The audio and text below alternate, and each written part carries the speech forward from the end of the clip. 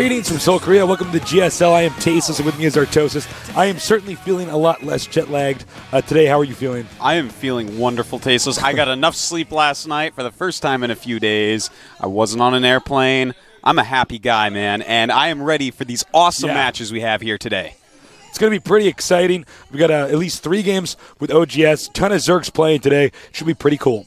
Oh, definitely. We have some of the best players in the round of 32, and great matchups all. We have MVP from Incredible Miracle. Yeah. Great team name.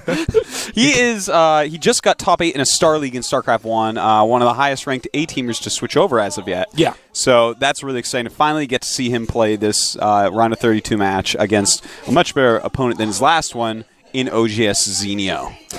OGS Zenio, a very impressive Zerg player, but MVP has a big reputation from StarCraft 1. Yeah. Very, very talented guy. Certainly somebody that we've seen a lot of if you followed any StarCraft 1. I wouldn't say he's the best of the best, but he certainly has a big reputation behind him. Definitely. And then we have other great matches such as Nesty, a.k.a. Zergbong, old school StarCraft 1 pro. Yeah. He'll be going up against OGS MC. That's Minchil, Zhang Minchil. That's Iron from MBC Game, if you watch StarCraft 1. Another top-level, StarCraft 1 pro gamer. Everybody's not as switching high over up as MVP, but yeah. Excellent player. He's been destroying the OGS ranking leagues from what I've heard. So definitely someone to look out for in this tournament. And then we're going to have OGS The Wind, old school Zerg pro gamer, against Maka Prime. Everyone knows who Maka Prime is.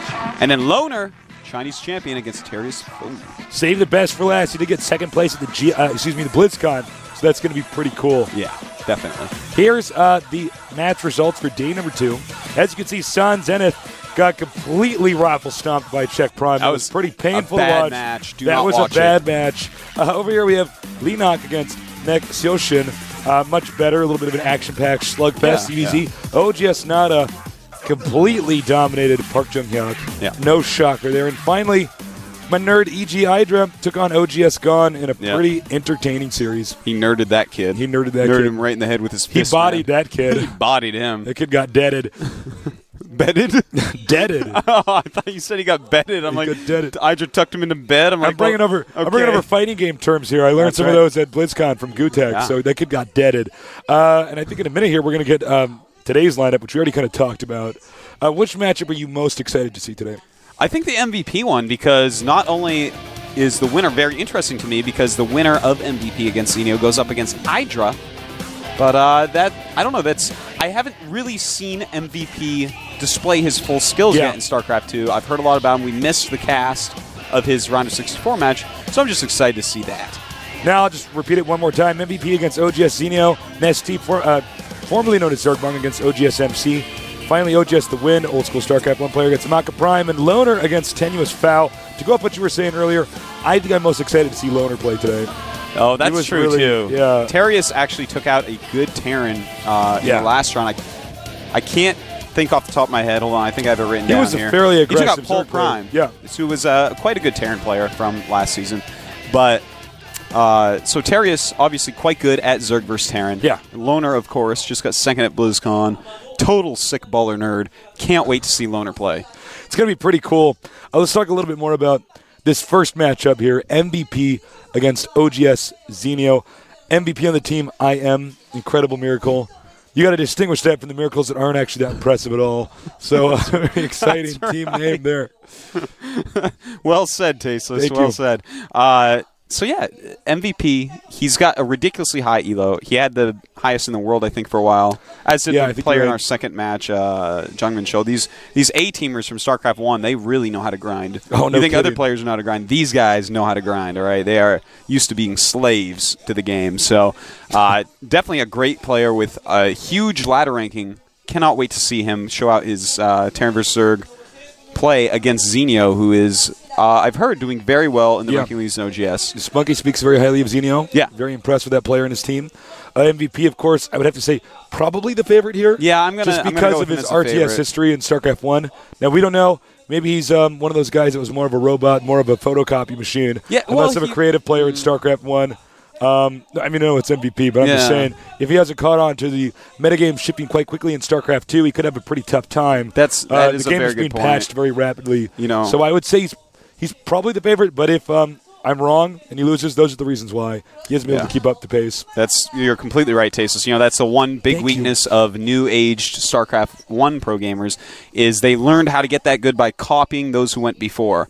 They stood on the shoulders of giants, so to say. Well said. And MVP. Emerson quotation there. Oh, really? I made that up. Ralph Waldo Emerson. He stole it from me. So, give me his ID. He's a noob. Who is that guy? I'm going to message him. He's wrong. So I honestly, I know what Artosis is saying is totally correct. Some of those new age StarCraft 1 pro gamers, they were in some senses carbon copies of versions of the people before them that actually figured out what was going on in the game. And if you just copy instead of figure it out or learn it yourself, then in a lot of ways you're behind a little bit because you don't understand exactly why you're doing things. Over time, of course, you can learn that even if you just copy all the time, but that's a problem we see these players run into sometimes where they don't do as well as you would think they do. Should be pretty cool to see these two guys duke it out. Yeah.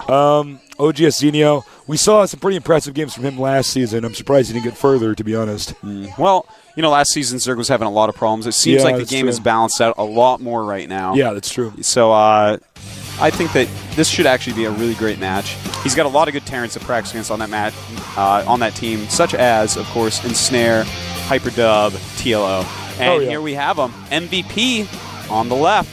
On the right with really cool new red hair. I like that hair. Zenio from OGS. I had my hair that color for a while. Yeah, so I dig it. Well, yours was actually a darker red. I believe it was, yes. Well, I've done all sorts of colors. I've gone through the Crayola box. I totally do like his hair, though. I like that, though. I like that self-expression going on here. I am MVP. I believe that's his team jersey there. I'm not sure. I haven't seen the I am team jersey. I don't know if they have one yet because it looks like a Terran symbol. If that's part of their jersey, I don't know. What about the Zerg and Protoss? What about this? It's a very exclusive no, team. we're a Terran clan. You guys aren't Zerg or Protoss. It's like a team of just Terrans. That'd be so smart. So anyways, he took out Sound in the first round, and Jockg being taken out by Zenio in the first round. And I believe we missed both those while we were in BlizzCon. We did. Yeah. The winner of this, of course, goes on to face Idra, so it's going to be a tough match. Idra said he'd rather face MVP, even though he believes MVP is more than likely the better player here, which I'm going to have to agree with. Well, he said that he was better at Zerg versus Terran. Yes. Feels more comfortable in that. And, ZVZ as a mirror matchup is, I think, a little bit less stable. Yeah, it's some of these other a lot of weird stuff can happen in that matchup, and there's more variation, I'd say, than in a really high-level ZVT. Idra knows his weaknesses in ZVT, so he just has to watch out, especially for things that hit those. But anyways, the match after this will be great, whether it's Zenio versus Idra or MVP versus Idra, but right now, we're in this matchup, and I think this will be great as well. Now, let's take a look at the maps that we are going to be seeing this match on. First map, Jungle Basin. Then Metalopolis, followed by Lost Temple. Really interesting map. Little Jungle Basin, still reserving some judgment on. The third base can be quite hard to take. We saw several ZVTs on that map so far. And then Metalopolis, of course, a good map for any matchup. Zerg especially like it because it's pretty long. I still think it's the best map, actually. And, of course, our last map is going to be Lost Temple. Yeah, that can be hard against tank drops specifically. If you really execute a fast tank drop well, it's, as far as we can tell, almost impossible to hold that. And what is that? Is that is it the housing papers or something like that? I don't know what that was. I'm not sure. I'm not sure about that. But I'm sure it was funny if you knew what it was. Yeah, I bet it was very clever. We missed that. I saw that preview screen at the last second. So, anyways, OGS, obviously we know they have a very tight-knit group of guys that train really hard together. We don't know what the training practices are for IM just yet. Yeah, but with someone like MVP on the team, I bet you that it is unbelievable. Oh, yeah. I tell you, I'm sure he's playing as much as any OGS member. And sure. In fact, by the games that you can see even on his ladder account, you can tell this guy is playing a lot because he also has to be training with practice partners. You don't just train on the ladder normally. Yeah. So both these players extremely ready for this. And I'm very interested to see Zenio's style now. I didn't really care for his style during the beta. He's gotten a lot better since release. And I want to see, is he going to go for something decisive, or is he going to play more of a reactionary macro-type style Zerg? I don't know. It's going to be tough to say. I think Zerg, it's a little bit different from StarCraft 1. I think Zerg don't get to dictate the matchup as much as they did in StarCraft 1. In StarCraft 1, you could, it looks like we're about to start the game. We're going to get this started, so get ready for some ZVT action here at the GSL. First game, first round, should be pretty awesome. OGS Zenio versus MVP from the team I Am Incredible Miracles. He might need an incredible miracle, though, to take out a player like OGS Zenio.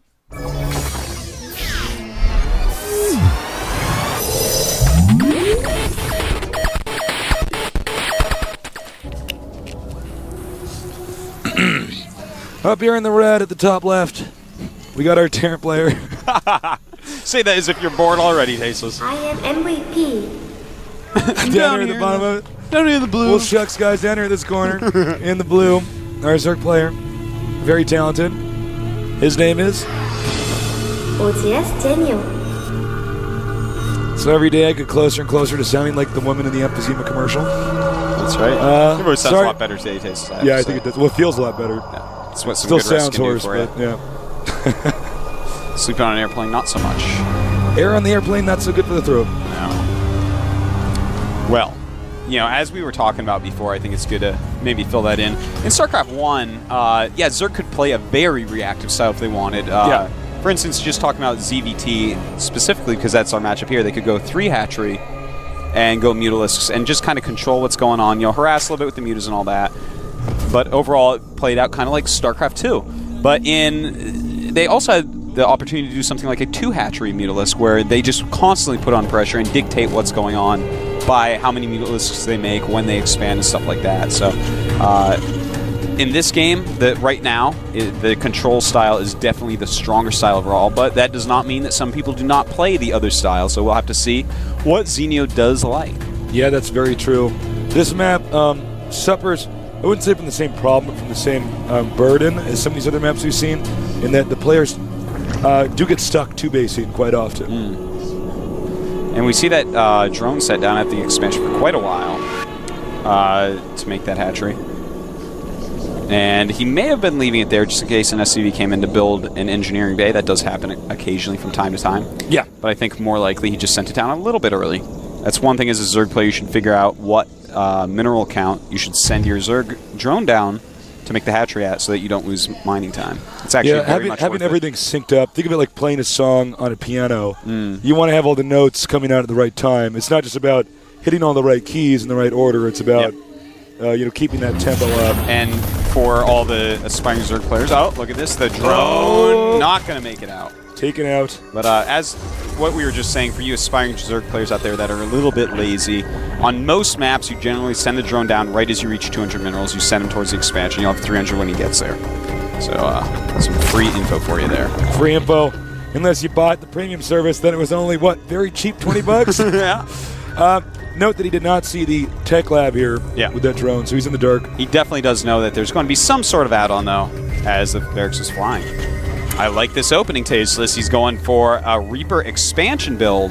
Smart. Yeah, the Reaper's going to be able to maybe harass a little bit, definitely scout a lot of it, and in the meantime gets up that expansion with a safe wall in. Everything MVP has done here points towards a macro-based game that he wants to go into. Double queens on the way. Interesting queen timing. He can do that not having to get the queens out from one hatch back to back because he didn't pull right away. Got that hatchery out. Yeah. He's going to, of course, larva inject very soon here. Looks actually, no, he's going to creep tumor, rather. I really like larva that. inject. When you go hatchery first, if you decide to get 2 queens, you can't spend the money from all the larvas you can make. You absolutely can't. You just have a ton of larvas sitting around. Much better to throw down a creep tumor or 2 when it first happens. Now we have this Reaper going down into the Zerg base, and he's got a queen there, so probably not a lot of damage going to occur. Losing 1 Zergling. He can at least control this midsection here, this Yep. area right here, and deny drones from being transferred. That's right. Now we see Roach Warren. Over right here. And just non-stop press. It's like in the center of my screen. I'm like, Yeah. And, he's a very fast player, good at multitasking, and a bunch of barracks going up, so we're going to see Bionic base play. Bionic play, of course, for those of you out here who don't know that, was coined in StarCraft 1 in Korea. It is going, Marine Medic. And biological units. Yeah. Now, as you can see, Zerg is just droning pretty hard right now. Yeah, getting speed as well. He does see the expansion over here. So, now Zenio is going to have to opt to do some type of strategy here. He can take an expansion here or here, but more likely here. It's much safer. and put some spine crawlers, excuse me. Spore spine sun crawlers. Yeah. Remember the Roach just poke in the front there. Finally, the layer has started, as well as some more geysers. Reaper back in the main. Again, unable to do any damage. No, just but he can at least scout. Yeah, I definitely do like that. The Reaper scout into expansion. I really love how MVP hasn't lost yet. A lot of times people try to do a lot of damage, and it doesn't work out. He might want to keep this Reaper somewhere out here and deny creep gymmers from continuing to move out on the map. That as is we actually just now see here. That is so true, Tasteless. No one actually does that yet. I didn't even think of that. But yeah, they should definitely keep it around the front of the creep, because Zergs aggressively expand that creep nowadays. That is a sign of a good Zerg. Oh, poor control. Don't know if he would have gotten away either ways. Yeah, that slow Reaper against Speedlings is auto loss. Marauder's moving out now. This is interesting. Yeah. By the way, Roach is attacking the back over here. That's right. He may be wanting to walk around and kill those Roaches. But he's got to be careful, because if he actually leaves the front of his ramp area and Zenio just keeps making Zerglings, then bam, that's it. The army is gone. And you can't lose an army against Zerg in this game. Zergs are getting too good at this point, where they will just punish you if you go way down in supply. He does not want to lose his rock here. Losing the rock in the back of the base, that's really going to cause two entrances. Well, it's not really going to. It just will cause two entrances inside of the base. That means two locations Terran's going to have to defend from. And as you can see, Terran's already struggling with that a little bit here. And we do have a Spire going up in the main base, so he's going to go for Mule Space Play. I think that's a really good choice on this map. Well, obviously, always a really good choice against Terran. And here we go, gonna break down those rocks, and MVP stims and goes out. He wants to kill these Roaches, get them out of there, and he does quite easily, only having to use one stim, but I don't even know if he really did need that stim. But here come the Zerglings. Luckily for MVP, he's got a bunker up, and the SCV sees these Speedlings coming in. And he's definitely not gonna be hurt by this. No, he can hold this off easily. Yeah. Good decision making by Zenio. If there was no bunker there, he may have tried to engage or something. 3 creep tumors down here. Yeah. Continuing to expand. Very good play overall. And as you see, 7 Mulisks are being made, and Burrow being researched. That's not something that we see too often this early in Zerg vs. Terran. I could definitely see Zenio relying a lot on burrowed Banelings. Checking the ramp. Overlord taken out here.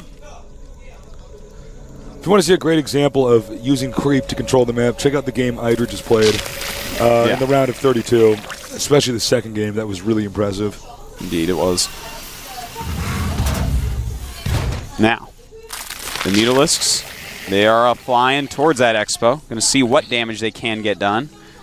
And MVP, his Expo, it does have a single missile turret, I believe. Yeah, there it is.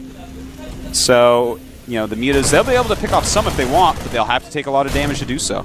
Terran moving out. Expansion exposed. Really good attack timing here. Baneling's not having speed yet. In fact, he hasn't even started Baneling speed yet. So that could be a problem. And here he comes in with the Marauders leading. And leaves some units behind. Baneling timing here. He's got to do the damage with the Banes.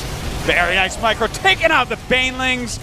Oh my. Oh my god. Already I have chills, Stasis. This is one of the best Terrans I've seen already. Beautiful micro against those Banelings. He will take down this hatchery quite easily from here. And Zenio really should have concentrated on getting Baneling speed. Yeah, the Banelings were sniped there. I don't know if this Terran army will stay on the map for much longer, but should be removed pretty quick. In fact, he should be running away, which it seems he is doing. Now, Baneling speed just started for Zenio. A little bit late, though, because now he's just 2 base versus 2 base for quite some time, and that favors the Terran player. Terran regroups here in the map. Very nice play. Not overextending himself. A lesser Terran would have kept pushing forward. That's right. Burrow right Banelings, by the way, here. Yep. I really like that. You know, you get off a couple burrowed Banelings in the middle of that, Tasteless, and it is gone, basically. A great move, and I think it's something we're going to see more and more of in the future, which is going to force Ravens to come out. You know, it's going to start looking a lot like StarCraft 1. Zenio double expose. He's trying to catch up now. Deciding whether or not he wants to get in there. Time to move out. Only stimming a small number. Very nice. Oh, wow. Not stimming all of them. Yeah, realizes exactly what's going on.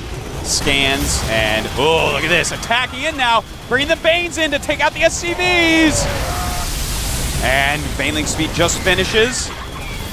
Runs away. And pretty decent for both players right there. But he did lose 9 SCVs there.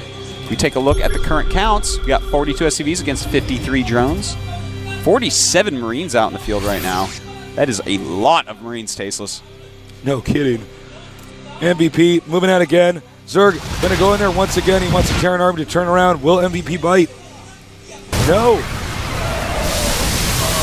And Zenio taking out a lot of Marines. Zenio playing a great game right now. And it looks like MVP has decided to simply attack. Now, he's going to have to make this do a lot of damage because these mutas are doing so much. But if he doesn't bring his mutas home, I don't know how he'll have enough units to stop this attack of MVP. Scanning, taking out the crate tumors. We don't see that enough here. That's right. He could go up the ramp. If he takes out the heart of the base, actually, he could just kill him off. And those Marines are so clumped up, Tasteless. Let's go back and take a look at that. It looks like the Banelings are getting ready. They have speed. They're on creep. They're going to do well. But notice the siege tanks are siege. His Marauders are in front to try to intercept any Banelings. And he is spreading his Marines a lot. This is how you have to do a tank push nowadays. This is beautiful play by I'm MVP. Brilliant spread here. And here come the mutas. No way Banelings can honestly do any damage here. High exceeding MVP just won. As long as he takes out this layer here and the tech buildings behind it. Banelings are getting ready to go into action. And he should not be hitting Marauders. He needs to go for the Marines. And the mutas also coming in now. Very few units for both players left. And it looks like, will he have enough mutas to take out the rest of these Marines? I'm not sure. No, the medevacs are completely empty. Yeah. A lot of stimming, a lot of damage. Here. He is going to get these drones, though. And more reinforcements coming up for MVP. Really important here. And notice this, just targeting those mutas nonstop. This is the best TVZ I have seen, Tasteless. What a great Terran player. Talk about epic. Whoops, excuse me. You can see the drones. He's trying to re-drone. He's trying to get an army. Meanwhile, this expansion up and running again. Command center moving out now. He's going to expand to this location. Terran army moving over here to the location with the most drones. And a lot of Marines coming up. We don't see any Banes anywhere. Wow, it looks like Zenio might be in trouble if he loses this expansion. You know, this is such a gutsy move here by the Terran. I mean, he went right for the heart. It looks like it's going to pay off unless the Zerg could come up with something amazing. Lifts, not enough damage done there. This layer is alive, but there's not a lot of drones. This is where the most drones are. And notice right now the supplies. We do have MVP at 110 and Zenio at 78. So, you know, MVP really staying on top of keeping his unit count up, macroing very, very well.